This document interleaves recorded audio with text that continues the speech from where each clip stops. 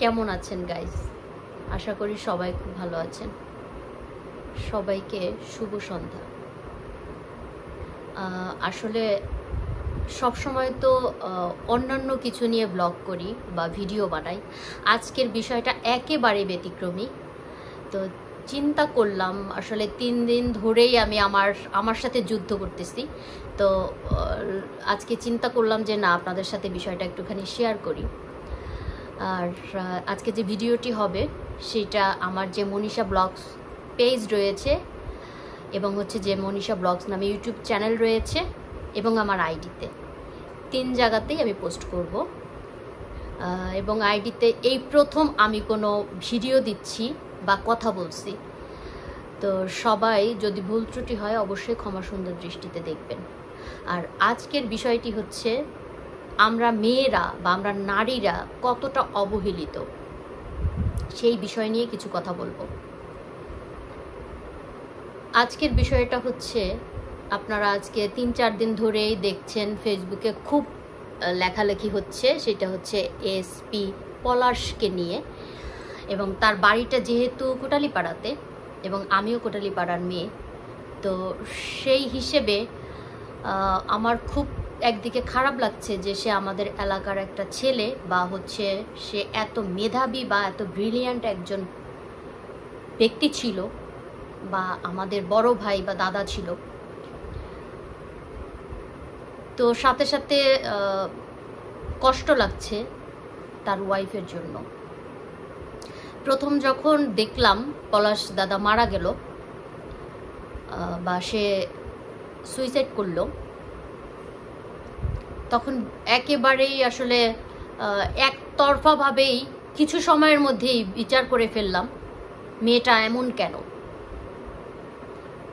এরপরে গতকাল থেকেই আসলে ডিসিশন আবার চেঞ্জ, বা প্রত্যেকটা মানুষ বা আপনারা যারা ভিডিও দেখেছেন, আমার মনে হয় এমন কেউ নাই যারা ফেসবুকে থাকেন যারা এই ভিডিওটি দেখেন নাই।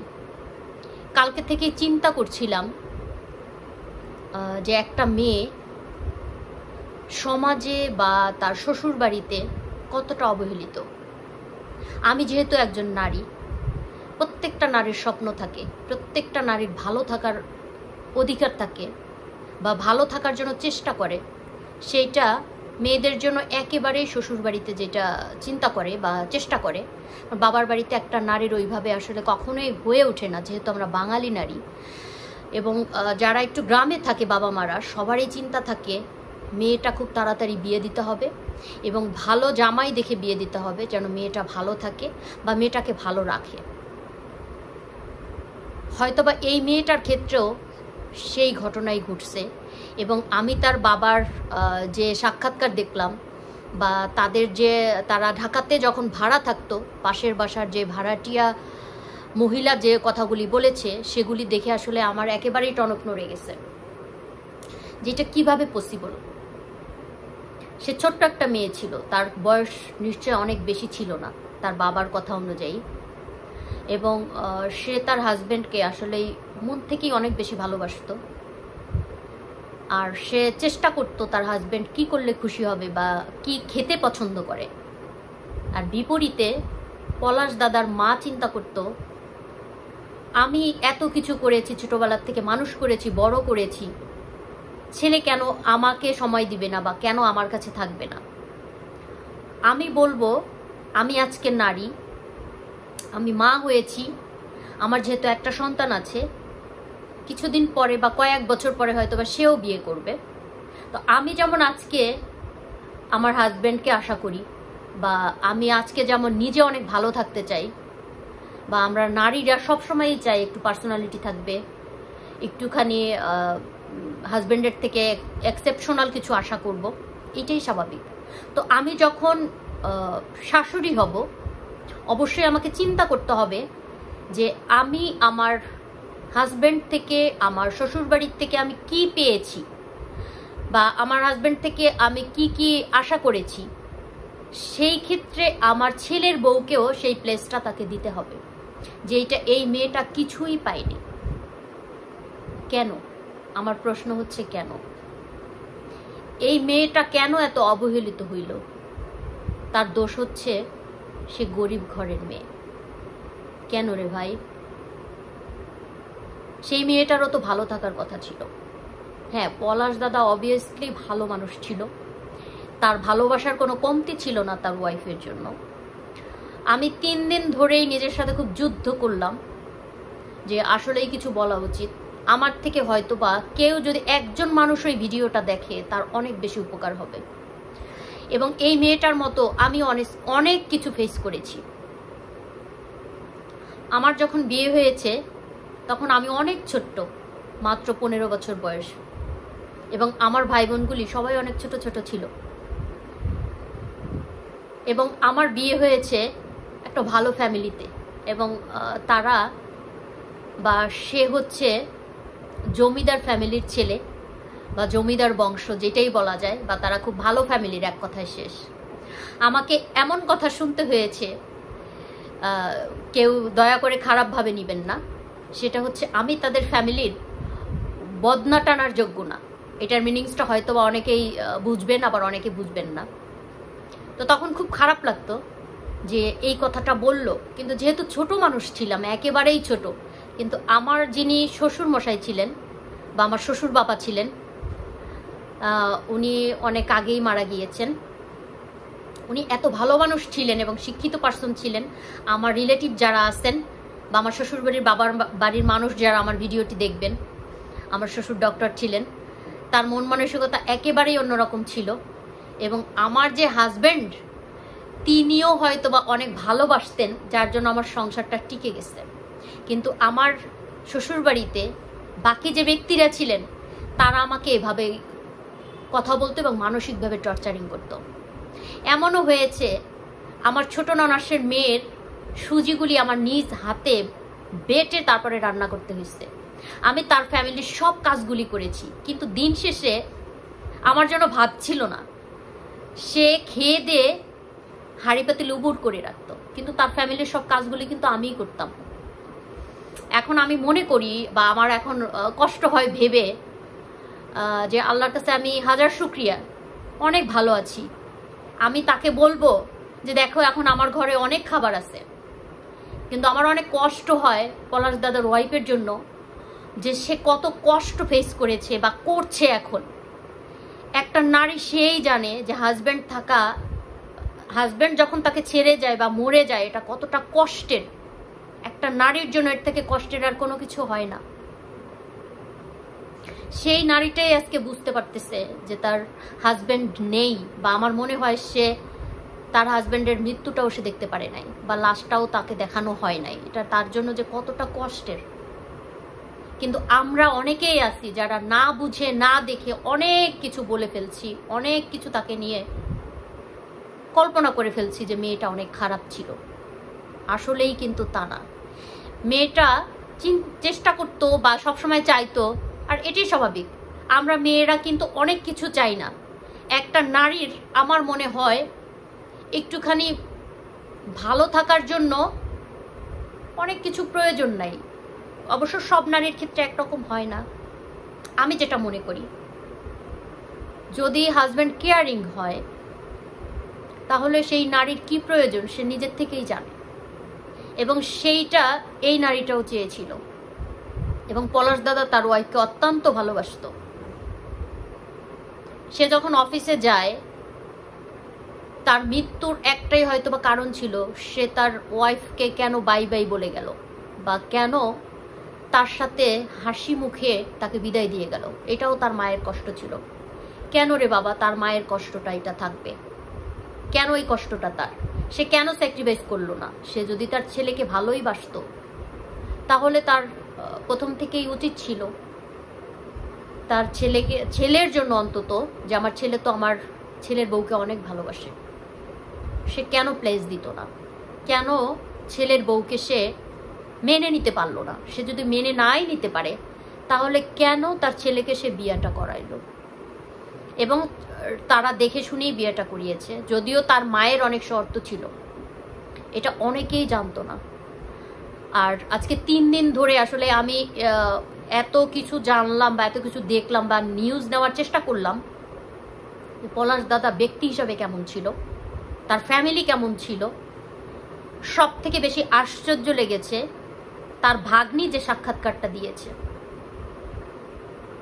সে তো পারত তার মামা বাড়ির পক্ষ নিয়ে মেয়েটাকেই দোষী করতে, কিন্তু সে সেটা করে না। এজন্য তাকে অনেক অনেক থ্যাঙ্কস।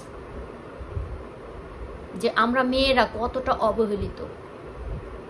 আমি বলবো যারা আমরা আজকে মা রয়েছি, আগামী দিন শাশুড়ি হব, আমাদের উচিত প্রত্যেকটা মাকে স্যাক্রিফাইস করা। কারণ হচ্ছে প্রত্যেকেরই পার্সোনালিটি আছে।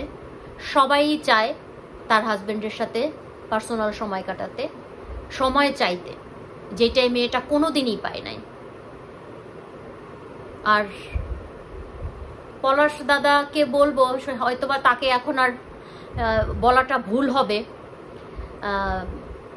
বলতে পারি এইটা যে দাদা যেটা করেছে সেটা সে ভুল করেছে, কিন্তু তার জন্য সঠিক মনে হয়েছে। এই জন্য হয়তোবা আজকে যদি সে মারা না যাইতো বা সুইসাইড না করতো, এই মেয়েটা বাধ্য ছিল মারা যাওয়ার জন্য। কারণ প্রত্যেকটা নারীর স্বপ্ন থাকে সে মা হবে, কিন্তু তার সাথে শর্ত ছিল সে মা হতে পারবে না, কারণ তার শাশুড়ি পছন্দ করতো না। এবং পলাশ দাদা তাকে বলেছিল যে তুমি তোমার বাবার বাড়িতে চলে যাও, তোমার যত টাকা প্রয়োজন, যা কিছু প্রয়োজন সব আমি তোমাকে দিব। কিন্তু একটা মেয়ে কখনোই এটা চায় না। একটা মেয়ে চায় তার যে জীবন সঙ্গী থাকে বা তাকে যে সাপোর্ট করে বা তার পাশে থাকে, সে যেন সবসময় কেয়ারিং হয়। একটা মেয়ের থেকে বেশি আর কিছুই চায় না। এবং আমি যে আমার কিছু জীবনের কথা অ্যাড করলাম, এটা জানি আমার ফ্যামিলির লোকজনের হয়তো বা পছন্দ হবে না, আমার কিচ্ছু করার নেই। আমি জীবনে অনেক স্ট্রাগল করেছি, যার জন্য আজকে আমি এইখানে আসতে পেরেছি। কিন্তু আমি কখনো হাল ছাড়ি নাই। কিন্তু এই মেয়েটা হয়তো বা সেই সুযোগটা পায় নাই, বা সেই সুযোগটা সে পাওয়ার মতো তার বয়সও ছিল না। কারণ সে ছোট্ট একটা মেয়ে ছিল, সে সবসময় চাইতো তার স্বামীর ভালোবাসা, যেটা সে কখনোই পায় নাই। স্বামীর ভালোবাসা পেয়েছে, কিন্তু সেটাকে উপভোগ করার মতো সময় বা সুযোগ সে পায় নাই। কারণ শাশুড়ি এইটাও চাইতো না যে পলাশ দাদা তার ওয়াইফের সাথে থাকুক, সেইটাতেও তার মার কষ্ট ছিল।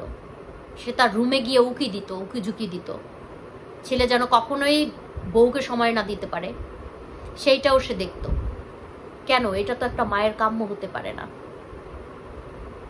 এবং আমার শ্বশুরবাড়ির লোকজনগুলো সবাই অনেক শিক্ষিত পার্সন, কিন্তু আমি তাদের কাছে অবহেলা ছাড়া কিছুই পাইনি। আমি আমার শ্বশুরমশাই এবং আমার হাজবেন্ডের জন্য আমার সংসারটা হয়তো বা টিকে গিয়েছিল, কারণ এই দুইটা মানুষ অনেক বেশি কেয়ারিং ছিল। আমার হাজবেন্ড আমাকে বলতো, আমি তো তোমাকে ভালোবাসি, আমি তো তোমাকে বলি না চলে যাওয়ার জন্য, একটুখানি কষ্ট করো।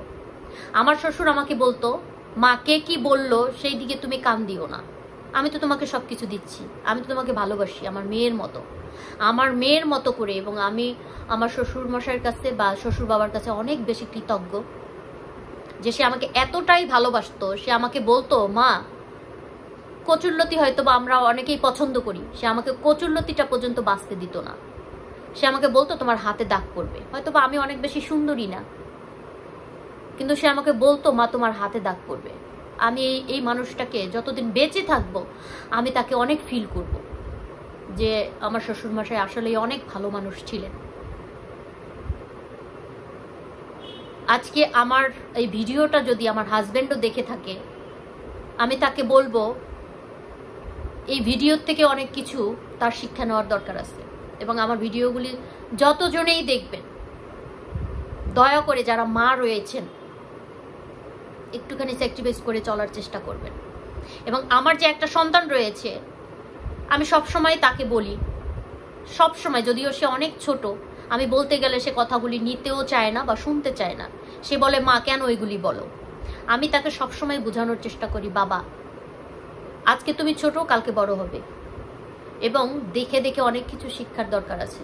এবং প্রত্যেকটা মায়ের উচিত সন্তানকে ছোটবেলার থেকে সেই শিক্ষা দেওয়া যেন ফ্যামিলির আর যে মানুষগুলি আছে তাদেরকে সম্মান করা, ইভেন তাদের যে গুণগুলি রয়েছে সেইগুলি গ্রহণ করা, এবং তাদের যে খারাপ গুণগুলি রয়েছে সেইগুলিকে বর্জন করা। আমি সবসময় বলি। তো ভিডিওটা আসলে অনেক অনেক বেশি বড় হয়ে গেল। আজকে চাইছিলাম অনেক অনেক কিছু বলবো, কিন্তু অলরেডি দেখলাম 15 মিনিট হয়ে গেছে। অনেকের ধৈর্য থাকবে না কথাগুলি শোনার। আমরা নারীরা অবহেলিত, এইটাই এই ভিডিওর থেকে প্রমাণ, বা পলাশ দাদার মৃত্যুর থেকে এইটাই প্রমাণ হয় যে নারীরা কত অবহেলিত। আজকে তার ওয়াইফ সে এতটাই অভাগী যে তার হাজব্যান্ডের লাশটা পর্যন্ত তার দেখার ভাগ্য হয়নি।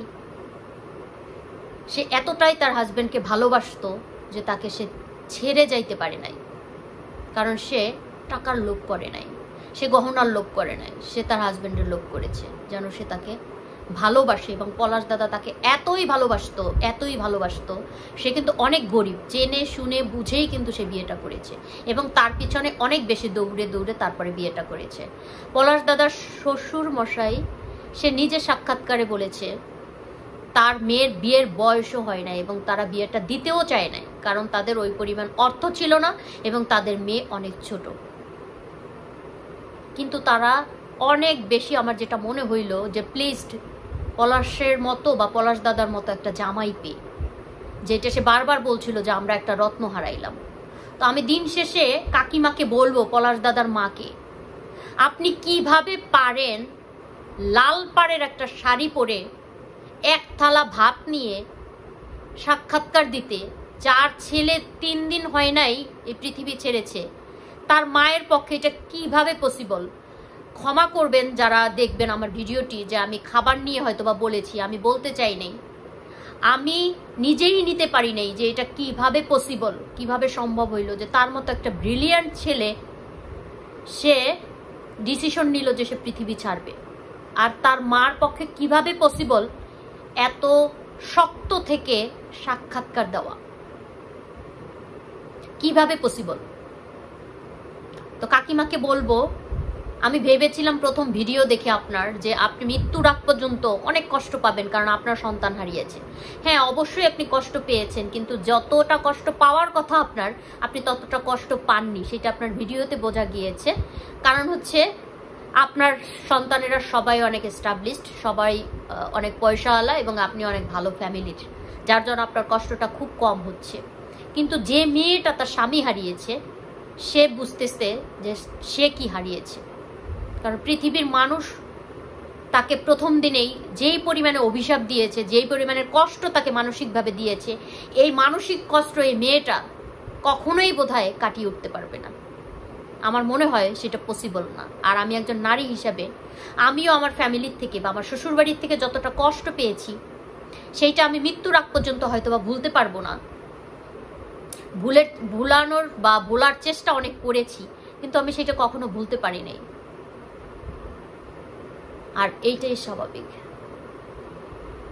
তো সরি টু সে, সবার কাছে শেষে ক্ষমা চেয়ে নিচ্ছি, ক্ষমা করবেন সবাই যদি আমার অনেক বেশি বলা হয়ে থাকে। পলাশ দাদাকে বলবো ভালো থাকবেন ওপারে।